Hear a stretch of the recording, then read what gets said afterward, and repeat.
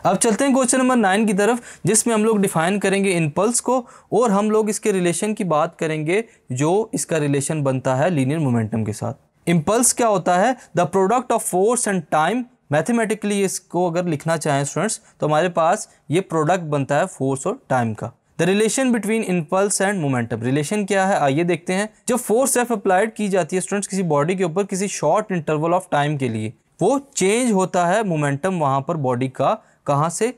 mvi से to mvf। तो जो फोर्स हमारे पास होती है स्टूडेंट्स वो किसकी इक्वल हो जाएगी? F is equal to mvf minus mvi divide by t। Applied force equal to change in momentum. अगर हम लोग टाइम t को लेफ्ट हैंड साइड पर मल्टीप्लाई कर दें जो राइट हैंड साइड पर डिवाइड हो रहा है, तो हमारे पास force multiply by time is equal हो जाएगी m mass vf final velocity minus mass initial velocity. ये हमारे पास चेंज इन मोमेंटम है, ये किसके इक्वल हो रहा है? Force multiply by time.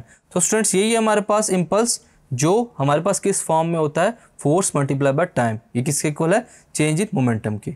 दस impulse is the change in linear momentum of the body. तो यही हमारे पास दोनों का रिलेशन है कि बेसिकली जो इम्पल्स होती है वही change in momentum of the body कहलाता है। Thank you.